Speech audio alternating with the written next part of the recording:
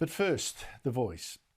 Now, this is my last show before you vote on Saturday. Vote on the Prime Minister's disastrous crusade for a voice that so divided this country and wasted nearly $400 million of taxpayers' money, and which will fail.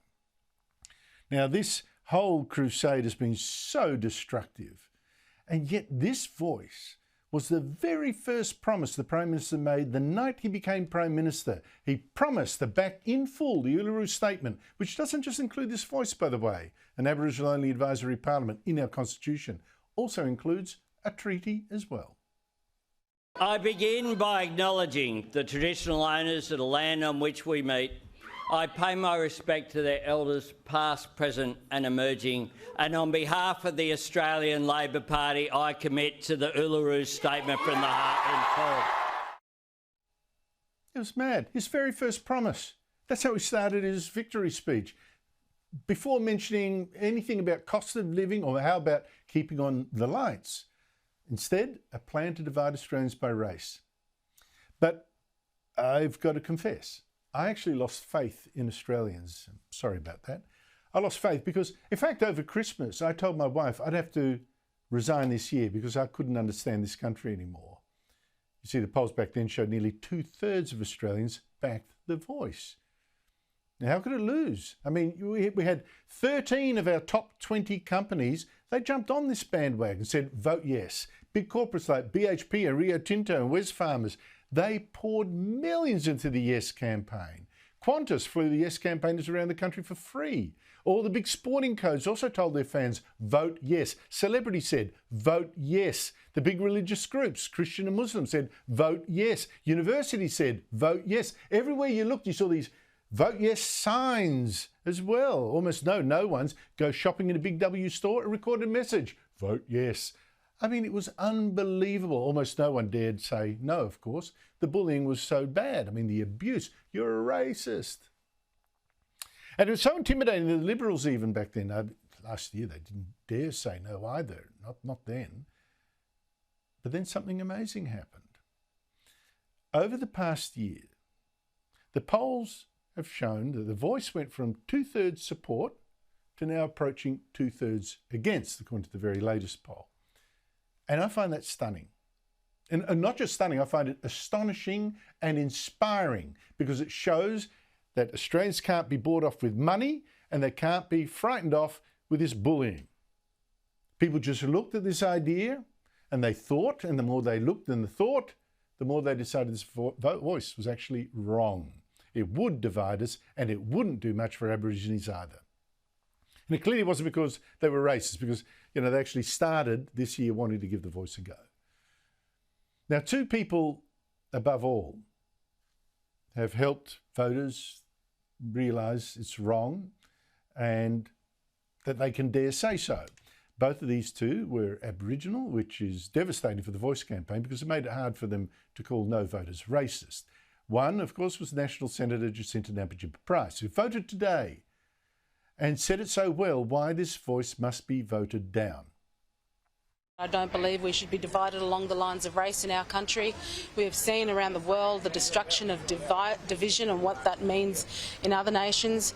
We shouldn't be constitutionally enshrining that within our democratic country of Australia. There are other absolute ways to move forward to improve the lives of our most marginalised. The other angles that we haven't taken yet, that this proposal does not provide whatsoever. In fact, this proposal provides nothing. And the other no campaigner who did so much to kill The Voice, well, I'll talk to him in a minute. But today I heard one Yes campaigner who, to me, symbolised the biggest fraud about this push for a voice, which is this fake idea that, well, we need a voice because Aborigines aren't being consulted when they're being consulted already. They're being consulted. It's this person. Education and investing in our young people is something that our elders and my generation are really worried about. And so we want a platform to talk about those things. We have solutions. We want a platform to talk about these things. In fact, that woman is the head of Cape York Partnerships. It's formed by the father of The Voice, Noel Pearson. And no Aboriginal leaders, in fact, talked more to politicians than Noel Pearson. In fact, Pearson is one of the leaders of the Yes campaign. Pearson and his various schemes have been given at least $550 million. That's more than $500 million from governments to do what he thinks works. And that shower of money includes what that woman runs. I mean, it's incredible. And if these schemes didn't work, it sure isn't because Pearson didn't have a voice or a say in how all that money was spent. So that alone tells you that the Voice is based on a fraud of an argument. And it's a fraud of an argument the Prime Minister was still pushing today, saying that the voice of 24 selected activists, well, it's needed because finally then the government will have a body telling them what to do for Aborigines. An advisory group that's non-binding but will allow Indigenous Australians to be heard by Parliament and government and to be listened to. In fact, Albanese has claimed often that without the voice, nothing will get better for Aborigines. In fact, they might even get worse. If governments simply continue to do the same thing and insist they know better, then things will get worse. But as I say, it's all a fraud, it's a con, it's a hoax. And it was Linda Burney herself, the Indigenous Australians Minister, who blew the lid off this fraud back on February 13. I wish more journalists had paid attention, because that was the day she announced a big new partnership. And this partnership, she actually said, was the next step towards closing the gap. It was a national agreement on education, health, housing, domestic violence, life outcomes, the whole thing. She said this agreement would now bring real action, real change.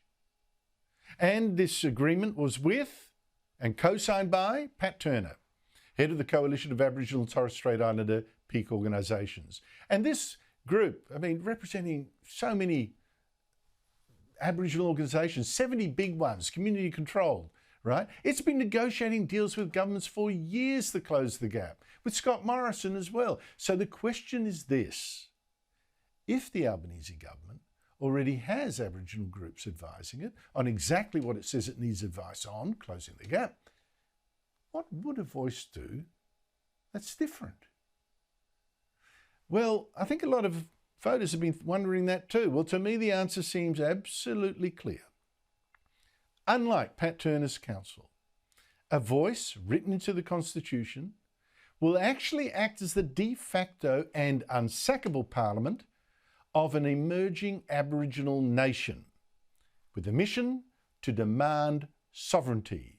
In fact, it was Burney again who once said this voice would indeed be, and I'm quoting, a vehicle to negotiate a national treaty.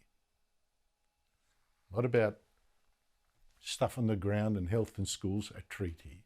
And that means that Anthony Albanese's claim that the voice is just a simple change is just the biggest lie of all. This isn't about consulting Aborigines. That's done already. It really is about dividing this country by race, and it seems that Australians have now seen right through it. And on Saturday, we'll know.